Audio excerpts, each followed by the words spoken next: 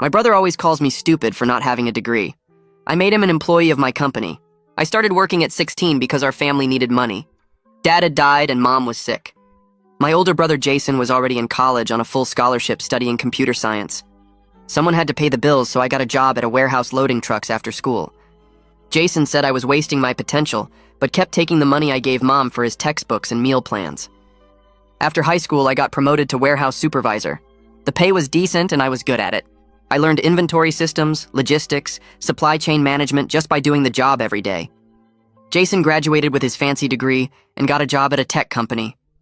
First thing he did at our family dinner was announce his starting salary and say maybe I could work in his company's warehouse since that was all I was qualified for. That's when the comments started. Every family gathering, Jason would ask if I was still moving boxes. He'd explain his coding projects slowly, like I couldn't understand basic concepts.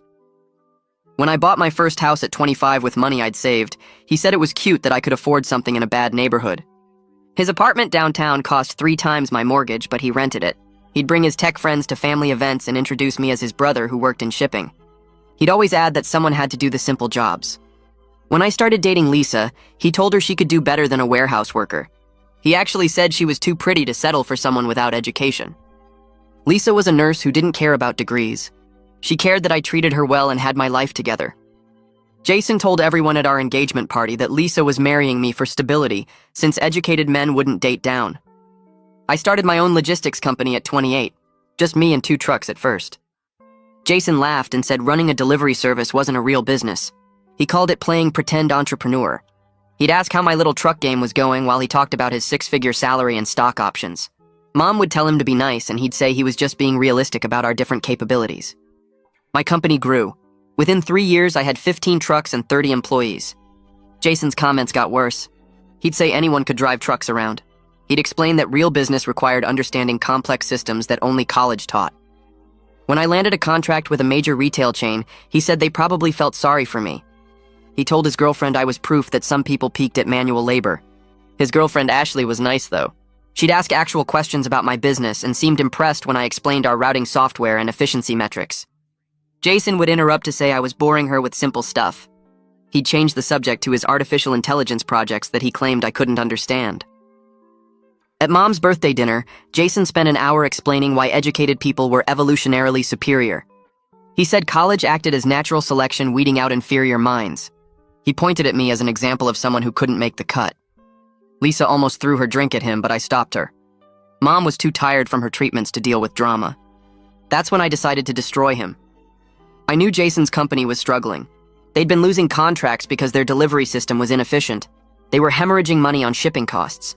I also knew they were looking for a logistics partner. I bid on their contract through a shell company I created. My proposal was 30% cheaper than anyone else and guaranteed better delivery times. They couldn't refuse it. Once I had their contract, I made sure everything ran perfectly. Their CEO was so impressed he wanted to meet the owner of this amazing logistics company. I showed up to that meeting. Jason was there as head of IT integration. His face when he saw me was worth everything. The CEO introduced me as the brilliant mind behind their new shipping efficiency. Jason tried to say there was a conflict of interest. The CEO asked what conflict. Jason couldn't answer without admitting I was his brother, who he'd said was too stupid for business. Over the next year, I became their exclusive logistics provider. The CEO would invite me to strategy meetings. He'd ask my opinion on supply chain optimization. Jason had to sit there while his boss praised my innovations. He had to watch the CEO implement my suggestions over his objections. He tried to sabotage the partnership by creating technical problems with integration. I documented everything and showed the CEO that Jason was intentionally blocking efficiency improvements. The CEO was furious. He put Jason on probation and gave me direct access to their systems, bypassing Jason entirely. That's when I made my move. The company was family-owned and the CEO was looking to retire. He'd been grooming Jason to take over since he was the highest-ranking employee with stock options. But I made him a better offer. I bought the company, used everything I'd saved plus a business loan backed by my contracts. The CEO liked that I was self-made.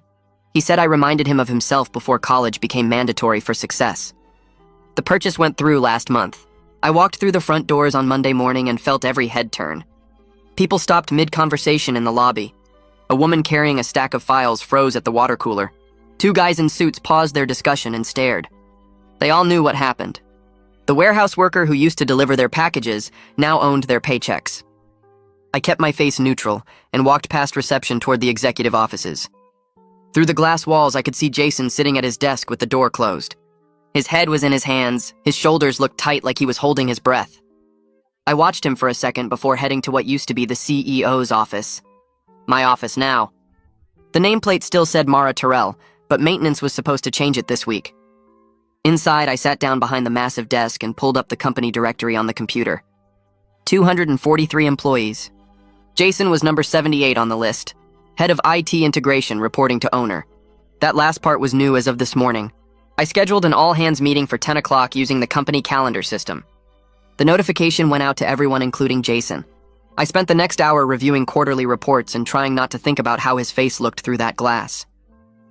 At 9:55, I walked to the main conference room. It was already packed. People stood along the walls because there weren't enough chairs. I saw Theodore near the front. He gave me a small nod. Jason sat in the back row with his arms crossed. His face was already turning red before I even started talking. I stepped up to the podium and looked out at all of them. Some looked curious, some looked worried. Most just looked confused about what came next. I started explaining my vision for the company, how my logistics background could solve the shipping problems that had been costing them contracts, how we could integrate better tracking systems, how the routing software I developed could cut delivery times by 40%. I talked about growth projections and new client opportunities. Jason's face got redder with every sentence. His jaw was clenched, so tight I could see it from across the room. People started taking notes. A few asked good questions about implementation timelines. Jason didn't say a word. He just sat there looking like he wanted to disappear into his chair. When I finished after 30 minutes, people actually clapped. Not everyone, but enough that it echoed in the room. I dismissed the meeting and headed back to my office. I barely sat down before Jason stormed through my door without knocking. He slammed it behind him hard enough that the window rattled. His face was still bright red and his hands were shaking. He demanded to know what my plan was for him. His voice cracked on the last word. I stayed calm and told him to sit down. He didn't move. I repeated it slower. He finally dropped into the chair across from my desk. I explained that he would continue as head of IT integration. Same title, same responsibilities. The only difference was he reported directly to me now instead of to Mara. I watched him process this. His hands gripped the armrests. His knuckles went white. He asked if I was going to fire him. I said no. He asked if I was going to demote him. I said no. He asked what I wanted from him. I told him I wanted him to do his job. That was it. Just show up and do the work he was hired to do. He stared at me like he was trying to find the trap. His face went through about 5 different emotions in 10 seconds. Rage, confusion, fear, more rage, then something that looked almost like relief before the anger came back. He stood up without saying anything else and walked out. He left my door open. I could hear his footsteps all the way down the hall. Lisa was already home when I got there around 7. She had dinner ready and asked how my first day as owner went. I told her it was fine. She gave me that look that meant she knew I wasn't telling her everything. She asked how it felt to finally be in charge. To finally have Jason answering to me instead of the other way around. I sat down at the kitchen table and really thought about it. I expected to feel amazing, victorious, like I'd finally won after years of losing. But sitting there trying to put it into words, I realized the satisfaction was more complicated than I expected. Watching Jason humiliated in that conference room should have felt better than this. Seeing him practically beg to keep his job should have been everything I wanted. But there was something hollow about it. Something that didn't quite fit right. Lisa sat down across from me and took my hand. She said I looked tired. I told her I was. She asked if it was worth it. I didn't know how to answer that yet. The next morning, I got to the office early and pulled Jason's personnel file. I needed to understand what I was actually dealing with. His salary was listed right there on the second page, $85,000 a year. I stared at that number for a solid minute. His apartment downtown that he always bragged about cost at least $3,000 a month. That was $36,000 a year just on rent. His car payments for that fancy sedan had to be another $600 or $700 monthly. He wore expensive suits and took Elena to nice restaurants and talked about his stock options like they made him rich. But looking at the actual numbers, his salary was actually lower than I thought. Way lower than he'd always implied. He'd been living beyond his means to maintain the appearance of success. Suddenly, his expensive apartment and constant bragging made more sense. He wasn't successful. He was drowning in debt trying to look successful. The expensive lifestyle, the designer clothes, the fancy dinners, all of it was just a costume he wore to hide that he was barely keeping his head above water. I closed the file and sat back in my chair. This changed things, but I wasn't sure how yet. Over the next 2 weeks, Jason started showing up late to meetings. First it was 5 minutes, then 10. Then he missed one entirely and claimed he forgot it was on his calendar. His project reports that used to be detailed and thorough became bare minimum bullet points. During team meetings, he'd sit in the corner on his phone instead of participating. Theodore pulled me aside after a budget review meeting.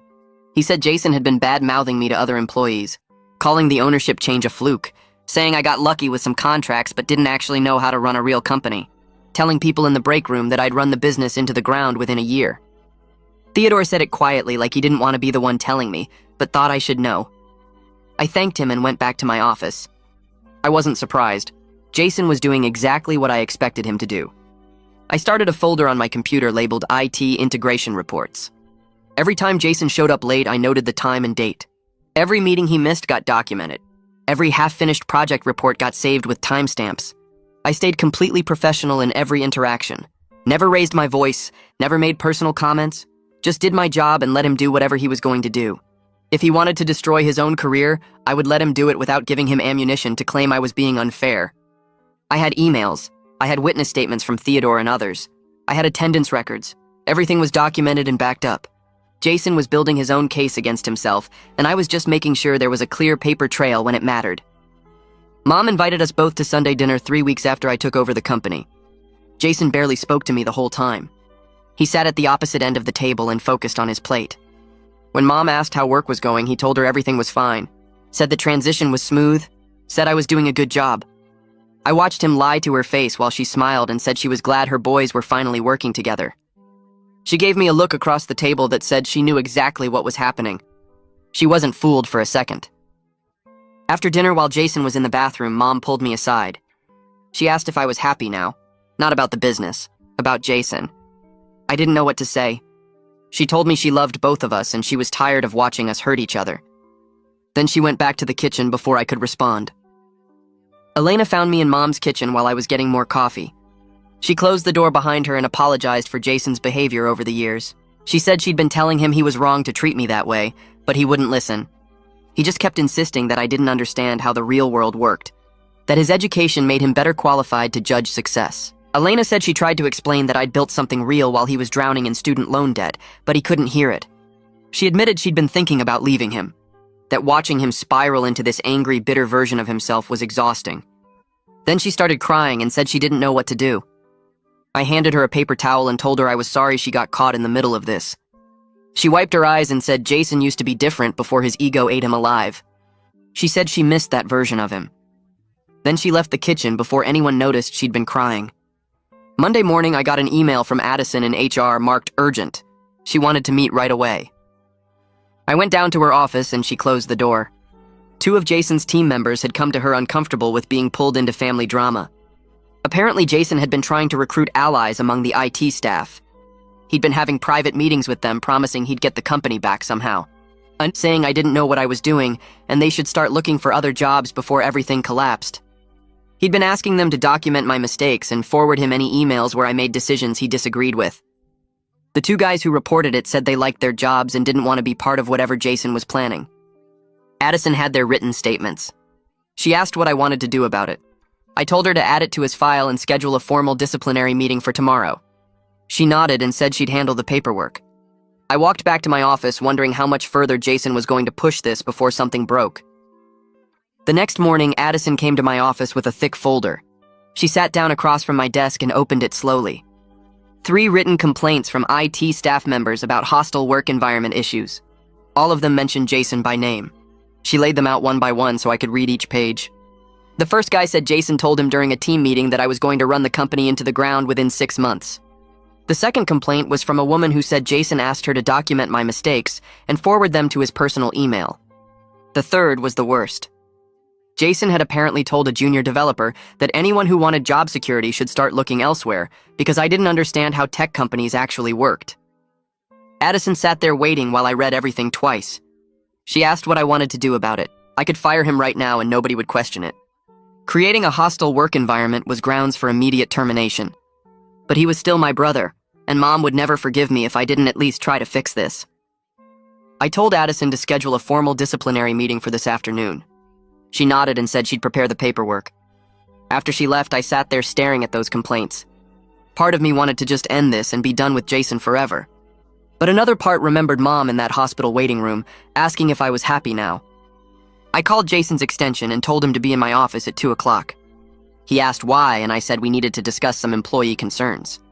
He hung up without saying anything else. At 2 o'clock, Jason walked into my office like he was going to a funeral.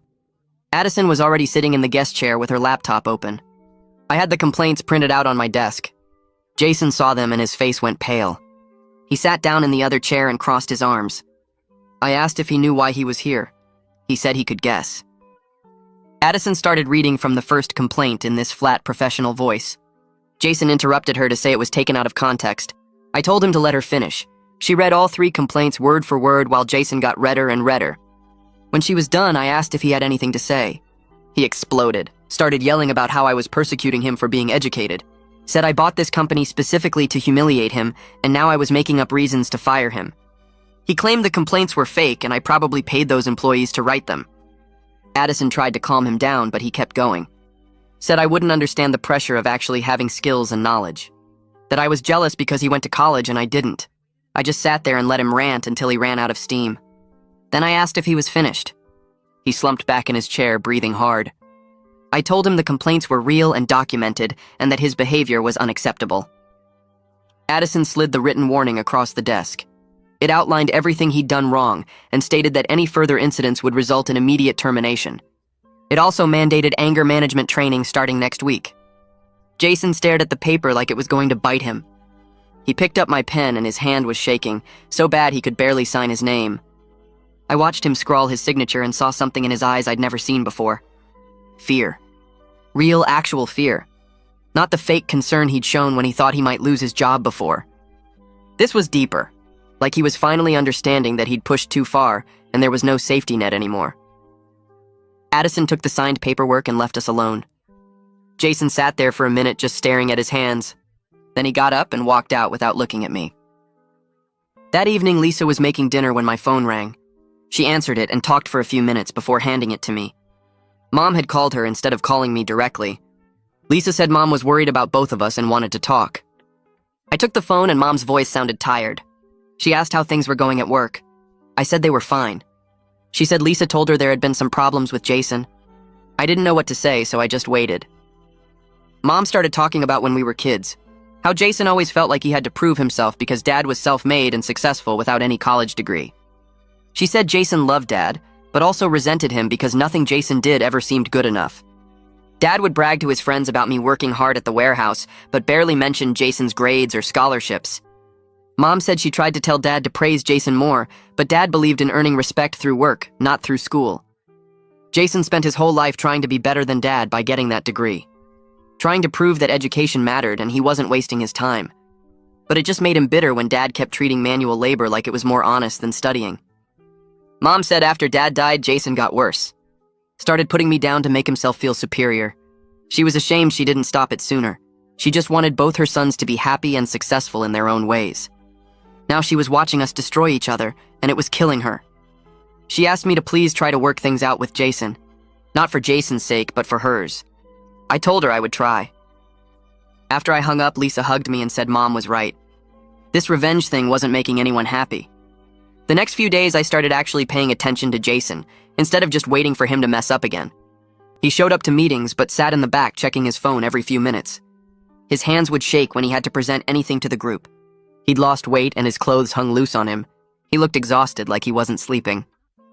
During one meeting, he was presenting some technical update, and his hands were shaking, so bad he had to put down the papers. He made it through, but barely. I realized I'd been so focused on getting revenge that I hadn't noticed my brother was falling apart. The satisfaction I'd felt when I bought the company was gone. Now I just felt tired. Watching Jason suffer wasn't making me feel powerful. It was just making me feel like I was becoming the same kind of person he'd been to me all those years. Theodore knocked on my office door Friday afternoon looking stressed. He closed the door and sat down heavily. One of our biggest clients was threatening to pull their contract. They'd heard rumors about instability in our leadership. Apparently, word had gotten around about Jason's behavior and the disciplinary action. The client was worried that internal drama meant we couldn't deliver reliable service. Theodore said he'd tried to reassure them, but they wanted a meeting with senior leadership next week. If we lost this contract, it would cost us millions and probably trigger other clients to reconsider too. Jason's mess was now affecting the whole company's reputation. I asked Theodore who the client contact was. He said it was someone Jason had been managing for the past year. I made a decision right there. I told Theodore to set up the meeting, but don't include Jason. We'd handle this ourselves. Theodore looked relieved and said he'd make the arrangements. The meeting was scheduled for Tuesday morning. I prepped with Theodore all day Monday, going over every detail of the client's account. I made sure I understood their needs and concerns better than anyone. Tuesday morning, Theodore and I showed up at their office downtown. The client's CEO and operations director were both there. They seemed surprised Jason wasn't with us. I explained that I was personally overseeing their account now, given its importance to our company. Spent 2 hours going through their concerns point by point. Showed them our performance metrics and improvement plans. Theodore backed me up with financial data and projections. By the end of the meeting, they seemed satisfied. The CEO said he appreciated us taking their concerns seriously and that he'd feel more comfortable with me directly involved. We saved the contract, but it was clear I couldn't trust Jason with critical client relationships anymore. On the drive back, Theodore said I'd handled that well. I just felt tired knowing I'd had to cut my own brother out of his job responsibilities. Wednesday afternoon, Jason found out about the client meeting. I was walking back from the break room when he appeared in the hallway. He started yelling about how I'd cut him out of his own account, how I was systematically humiliating him in front of the whole company. Other employees stopped what they were doing to watch. Jason's voice kept getting louder, saying I had no right to interfere with his clients, that I was sabotaging him on purpose. I tried to calm him down, but he kept going.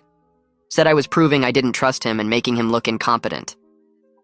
Addison came out of her office and told Jason he needed to go home for the rest of the day. He turned on her and said she was just my puppet. Addison didn't budge. She repeated that he needed to leave the building now, or she'd have security escort him out.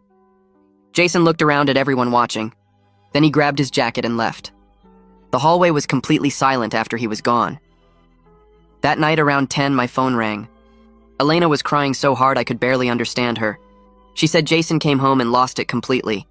Punched a hole in their apartment wall and threw a chair across the living room. She'd locked herself in the bedroom until he calmed down. Now he was sitting on the couch staring at nothing, and she didn't know what to do. She said she'd never seen him like this. So angry and out of control. She was scared of what he might do next and didn't know how to help him anymore. I asked if she was safe. She said yes, but her voice was shaking. I told her to call me if things got worse and I'd come get her. After we hung up, I told Lisa what happened. She said this had gone too far, that Jason needed help, and I needed to figure out if destroying him was really what I wanted. The next morning, I texted Elena and asked if she could meet me for coffee. She agreed without telling Jason.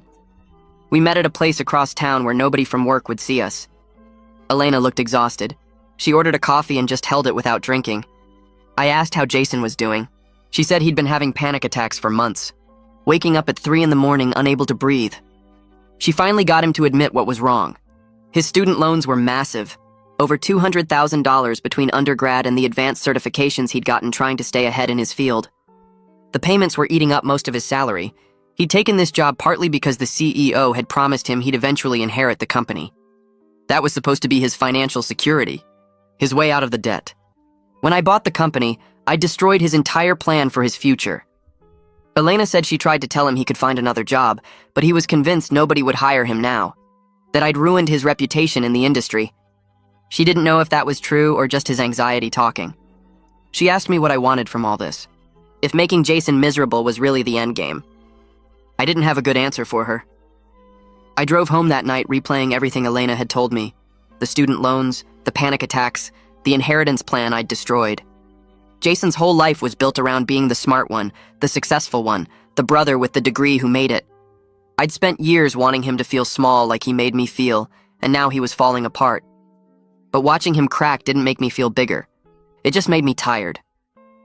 I pulled into my driveway and sat in the truck for 10 minutes before going inside.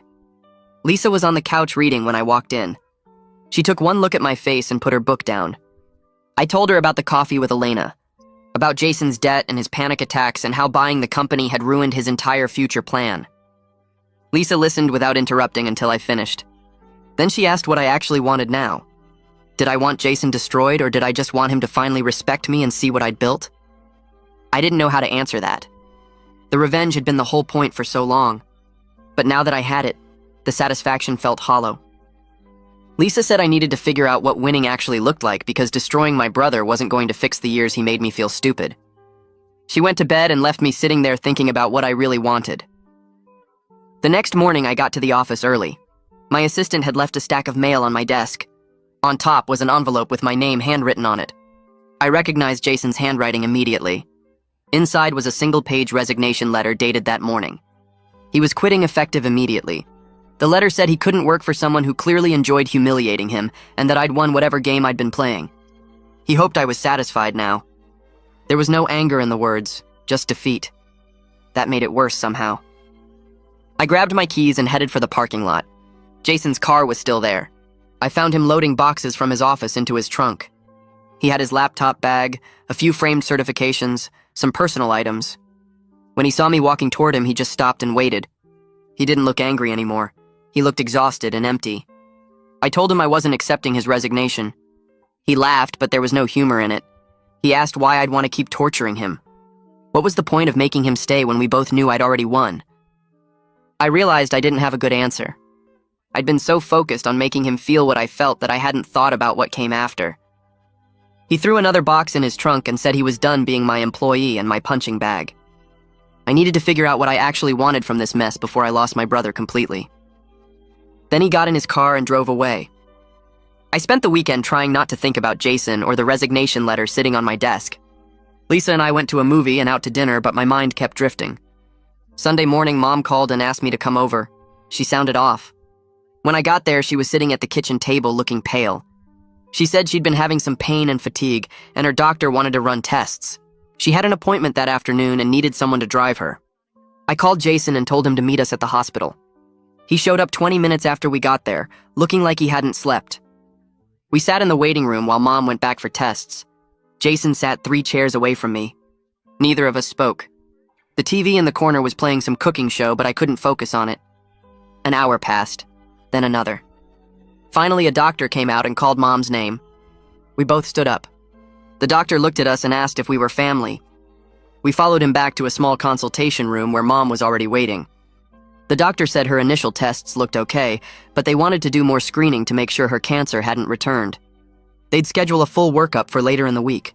Mom would need to take it easy and reduce stress. The doctor looked directly at Jason and me when he said the stress part. We drove Mom home in silence. Jason followed in his car. Inside Mom's house, she told us both to sit down. She looked at Jason and then at me and said she was tired of watching us destroy each other. The stress of our fighting was making her sick and she couldn't take it anymore. Jason's face went white. I felt like I'd been punched in the stomach. Mom started crying and said she'd lost Dad already and she couldn't lose both her sons too. Jason broke. He put his face in his hands and his shoulders started shaking. I'd never seen him cry like that. He said he was sorry. He said he'd been an awful brother and he knew it. He admitted he'd been jealous that I was Dad's favorite, even though he was the one who got the grades and did everything right. I stared at him. I never knew Dad had favorites. Jason looked up at me with tears running down his face. He said Dad used to brag about me to his friends at work, about how I was tough and responsible and took care of the family. Dad barely mentioned Jason's college achievements. Dad respected hard work over degrees, and Jason never understood that until it was too late to ask him about it. Jason said he spent his whole life trying to prove he was good enough, and it was never enough. The degree didn't make him feel smart. The job didn't make him feel successful. Nothing did. So he tried to make himself feel bigger by making me feel smaller. He said he was sorry for every comment and every insult, and every time he made me feel stupid. He said I'd built something real while he'd just been playing a part. I sat there staring at Jason, trying to process what he just said. Dad had favorites. Dad talked about me to his friends. I never knew any of that because Dad died when I was still in high school, before I could really understand what his opinions meant. Jason wiped his eyes with the back of his hand and kept talking. He said Dad would come home from work and tell Mom about conversations with his buddies where they complained about their kids being lazy or entitled. Dad would say at least his younger son knew what real work meant. He'd mentioned me loading trucks at 16 while other kids were playing video games. Jason said he'd be sitting right there at the dinner table hearing all this while he was pulling all-nighters for his computer science classes. He said it felt like nothing he did mattered because he wasn't doing physical labor. I didn't know what to say to that. Mom reached over and put her hand on Jason's arm. She looked exhausted. We sat there in that consultation room not saying anything for a while.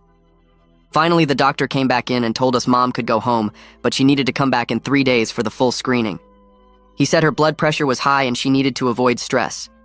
He looked directly at both of us when he said the stress part again. Nobody talked during the drive. When we got to Mom's house, I helped her inside while Lisa went to the kitchen to make tea. Jason stood in the doorway like he wasn't sure if he should come in or leave.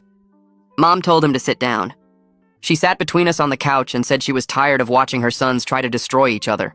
She said the fighting was making her sick and she couldn't take it anymore. She started crying and said she already lost Dad, and she couldn't lose both of us too. I'd seen him mad plenty of times, but never like this. He said he was sorry over and over. He said he knew he'd been a terrible brother. Then he said something that made my brain stop working for a second.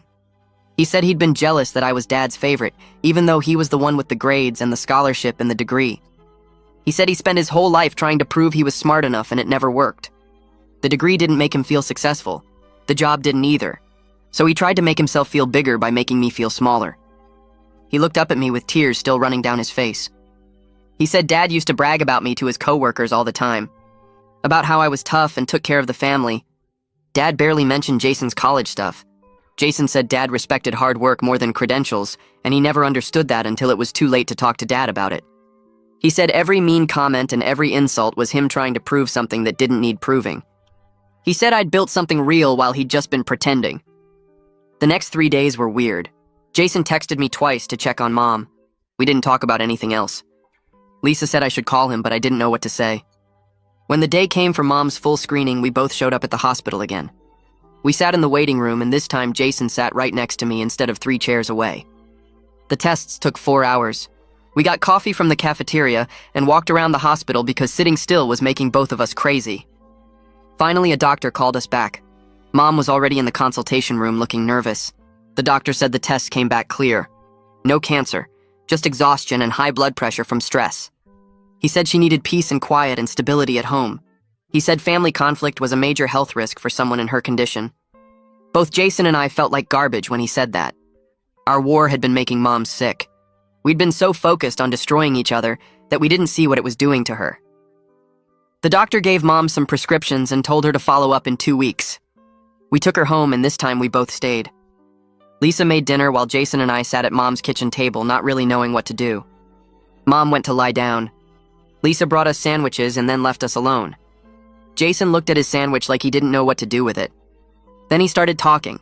He said he resented me for years because I worked at the warehouse to support him through college. He said he felt guilty taking my money, but he was too proud to say thank you or admit he needed it. He said every time Mom mentioned how hard I was working, it made him feel like a burden. So he turned that guilt into anger and made himself believe I was beneath him.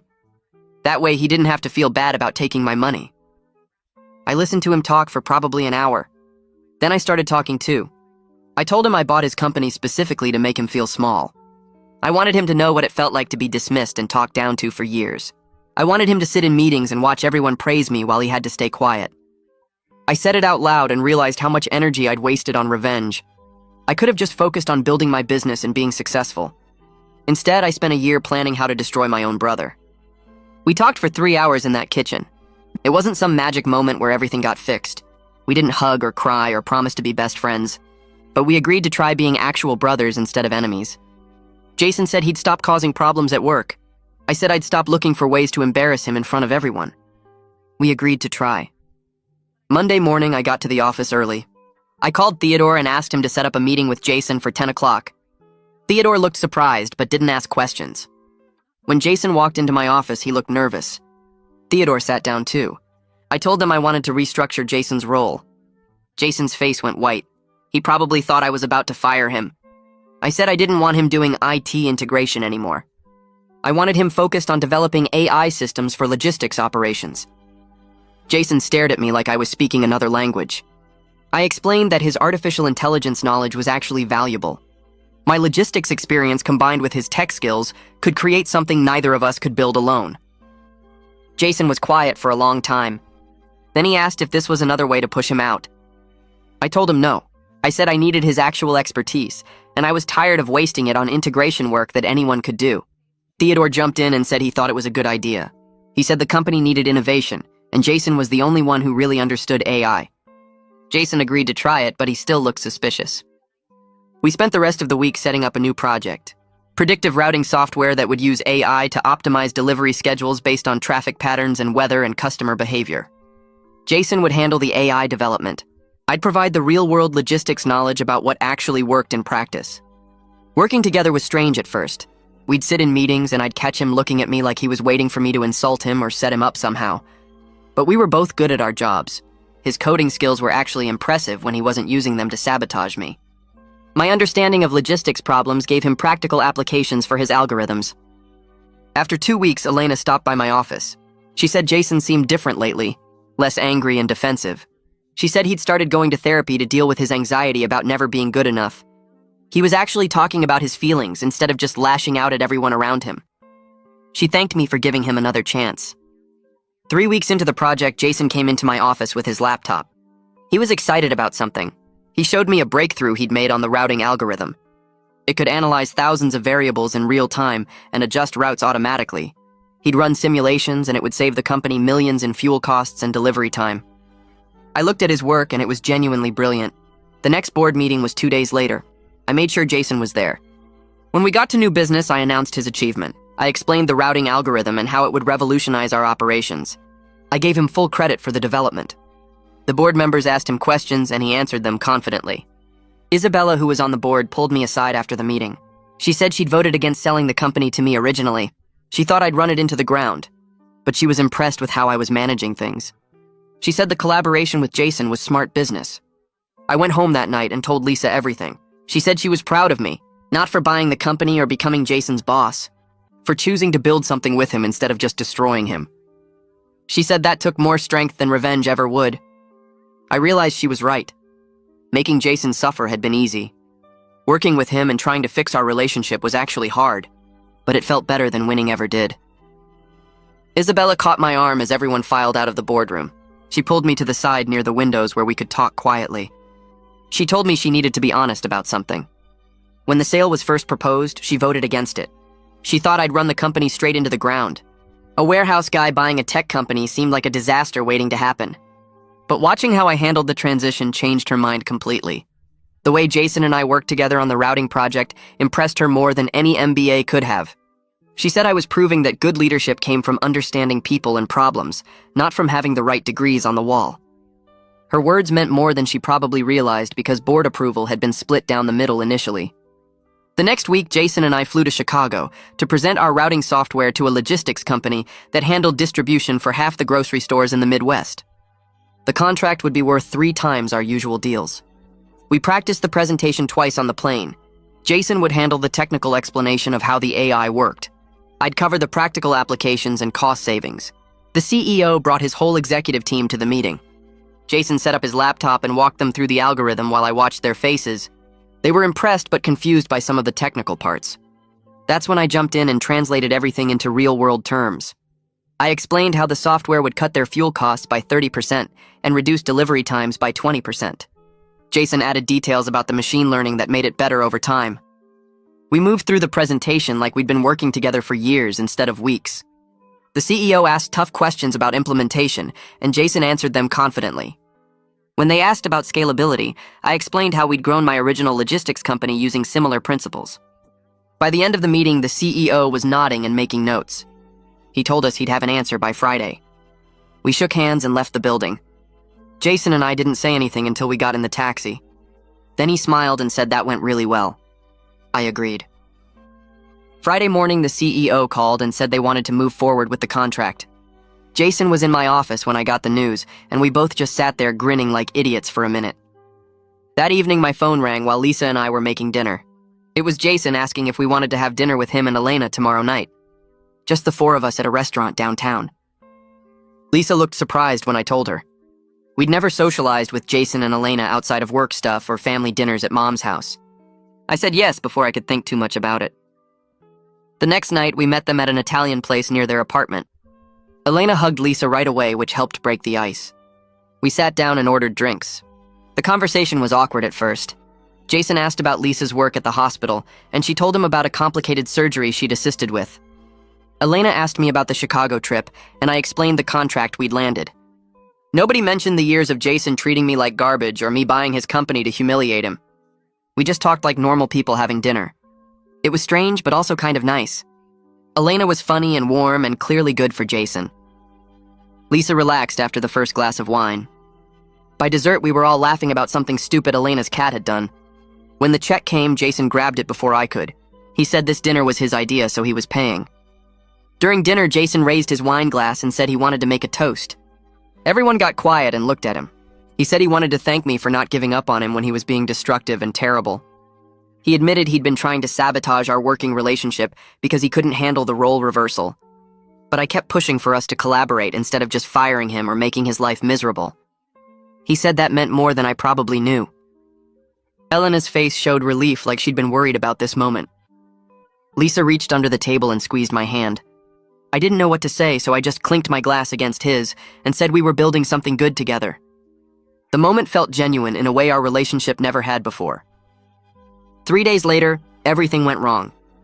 Our biggest client called at 6 a.m. in a panic. Their entire system had crashed during a major product launch. They had trucks full of merchandise that needed to reach stores by opening time and no way to coordinate the deliveries. Their IT team couldn't figure out what happened. They needed emergency logistics support immediately, or they'd lose millions in sales. I called Jason before I even got dressed. He answered on the second ring, sounding half asleep. I explained the situation, and he said he'd meet me at the office in 20 minutes. We spent the next hour on calls with the client's IT team, trying to understand the scope of the problem.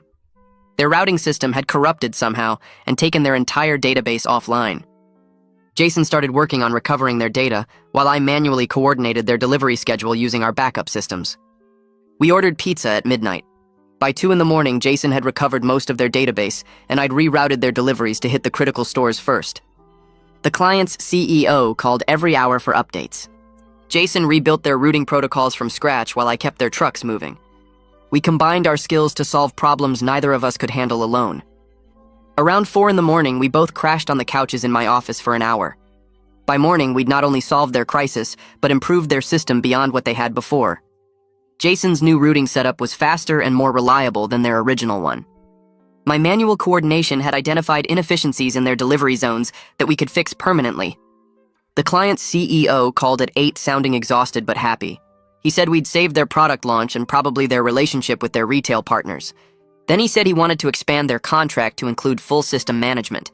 He trusted us more than his own IT team after watching us work through the night. Jason and I were exhausted, but genuinely proud of what we'd accomplished together. We grabbed breakfast at a diner near the office and didn't talk much. We were too tired. But sitting there eating eggs and drinking coffee felt comfortable in a way it never had with my brother before. Mom called that weekend and invited us both to Sunday dinner. Her voice sounded happy when I answered. She said she wanted to see her boys together. Jason and I showed up at her house at the same time and walked in together talking about a project deadline. Mom smiled when she saw us. Not her usual worried smile, but a real one that reached her eyes. During dinner, she told us Dad would be proud of both of us. Not just for what we'd accomplished in business, but for finally figuring out how to be brothers. She said Dad always believed we'd do great things if we learned to work together instead of against each other. For the first time, neither Jason nor I felt the need to compete for that pride. We both just accepted it. After dinner, Jason helped me clear the dishes without being asked. Mom watched us from the doorway, looking happier than I'd seen her in years. Theodore stopped by my office Monday morning with the quarterly reports. Before he left, he mentioned that company morale had improved dramatically over the past month. Employees felt more secure and optimistic about the company's direction now that leadership was actually working together. The IT team had stopped complaining about integration problems. The logistics staff wasn't worried about layoffs anymore. People were talking about growth and opportunities instead of just trying to survive the ownership transition. He said the change in atmosphere was obvious to everyone. I asked him to thank the staff for their patience during the transition. He said they were just glad to see Jason and me acting like adults instead of enemies. Jason knocked on my office door Wednesday afternoon looking nervous. He sat down and said he wanted to talk about something. He asked if I'd consider selling him a small equity stake in the company. Not to take control or challenge my ownership, just to have a piece of what we were building together. He said he wanted to invest in our collaboration and prove he was committed to making this work long-term. I thought about it for a minute. The old me would have said no just to keep all the power. But that wasn't what I wanted anymore. I told him I'd sell him 5% at a fair market price. He could pay it off over time through salary deductions. His face showed relief and something like gratitude. We shook hands on it. He said he'd have his lawyer draw up the paperwork. I said we'd use the same lawyer to keep it simple. Lisa came home from lunch with Elena the next week looking happy. She said they'd had a great time talking and laughing about dealing with the Hampton brothers. Elena had stories about Jason's anxiety and perfectionism that matched Lisa's stories about my stubbornness and pride. They'd bonded over the experience of loving difficult men who were finally growing up. Lisa told me it was nice to see our family drama turning into something healthier. She said Elena was good for Jason and that maybe the four of us could actually be friends. I realized that's what was happening. We were building real relationships instead of just maintaining family obligations. It felt strange but good. Like we were finally becoming the family we should have been all along. The industry conference was bigger than I expected. Jason and I set up our booth in the main hall with displays showing our AI logistics platform in action. Companies started stopping by within the first hour. A regional shipping company asked detailed questions about our routing algorithms. A national retailer wanted to know about licensing options. By lunch, we'd collected business cards from 12 different companies, all interested in our technology. Jason handled the technical questions while I explained the practical applications. We worked together without any awkwardness now. It felt natural. A woman from a major tech company spent 20 minutes watching our demo and then asked if we'd be interested in a partnership discussion. She handed me her card and said her CEO would want to meet us. Jason looked at me with genuine excitement instead of competition. We grabbed lunch at the hotel restaurant and sat in a quiet corner booth away from the conference crowds. Jason pushed his food around his plate for a minute before looking up at me. He said he needed to tell me something he should have said years ago. He was sorry for all the years of making me feel stupid. Every comment about my lack of degree, every insult about my intelligence, all of it was wrong. He admitted he was projecting his own insecurities onto me because he felt inadequate despite having the degree Dad never got. He said I'd taught him more about real business in the past 6 months than his 4 years of college ever did. His voice cracked a little when he said it. I felt something release in my chest that I hadn't realized I'd been holding on to. I told him I needed to apologize too. I was sorry for buying the company specifically to hurt him. The revenge didn't make me feel better the way I thought it would. It almost cost us our relationship, and that would have been worse than anything he'd ever said to me. I admitted that watching him struggle at work made me feel hollow instead of satisfied. We both sat there for a minute just looking at each other. Jason said we both had things to learn from each other, and maybe we could actually do that now instead of competing. I agreed. We finished lunch and went back to the conference feeling lighter somehow. 6 months passed, and the numbers Theodore showed me were better than our most optimistic projections. The company was profitable beyond anything Mara had achieved in her final years. Jason's AI platform was attracting serious investor interest. 3 venture capital firms had reached out asking about funding opportunities. The technology Jason developed was getting attention from companies across multiple industries. Our combined leadership was actually working. I'd brought the logistics efficiency and practical business sense, while Jason provided the technical innovation and systems thinking. The employees seemed happier too. Theodore mentioned that people felt like the company finally had a clear direction, instead of just trying to survive. I called Jason into my office one morning with official paperwork ready. I told him I was creating a new position for him, Chief Technology Officer. The role recognized his expertise while keeping clear boundaries about our working relationship. He would report to me as owner, but he'd have real authority and respect in his domain. His own team, his own budget, his own projects to develop. Jason looked at the paperwork and then at me. He signed it without the defensiveness I would have seen a year ago. He thanked me and said he wouldn't let me down. I believed him. Elena called me at work one Tuesday afternoon, sounding happy and nervous at the same time. She said Jason wanted to ask me something and that I should come over for dinner that weekend. I showed up Saturday night with Lisa and a bottle of wine. We ate Elena's cooking and made small talk about work and Mom's health. After dinner, Jason asked if we could talk on the balcony. He was fidgeting with something in his pocket. He pulled out a small box and showed me the ring inside. He'd proposed to Elena the night before, and she'd said yes. Then he asked if I would be his best man. I was surprised enough that I just stared at him for a second. He said he knew it might seem weird given our history, but I was his brother, and he wanted me standing next to him. I said yes. Lisa cried happy tears when we told her. She hugged Elena and said our family was actually healing instead of destroying itself. Mom cried too when we told her the next day at Sunday dinner. Mom made pot roast that Sunday, and we all sat around her table like we used to before everything got complicated. She started telling stories about Dad that I hadn't heard in years. She said Dad always told her his sons would do great things if they learned to work together instead of against each other. He used to say that Jason had the book smarts, and I had the street smarts, and together we could build something neither of us could do alone. Jason and I looked at each other across the table. We finally understood what Dad meant. Mom said Dad would be proud of both of us now. Not for our individual success, but for figuring out how to be brothers again. Jason and I started a mentoring program at the local community center 2 months later. I focused on kids who couldn't afford college and wanted to learn practical business skills. Jason worked with scholarship students who needed help navigating the academic system. We met with our groups separately, but sometimes brought them together to show that there were multiple paths to success. Neither way was better or worse, just different. One kid in my group reminded me of myself at 16, working after school to help his family. Smart but convinced college wasn't for him. I showed him my company's books and explained how I learned everything on the job. Jason talked to his students about the value of education, but also its limitations. He told them a degree doesn't make you better than anyone else. It's just one tool among many. The company hit a major milestone when we landed our biggest contract yet.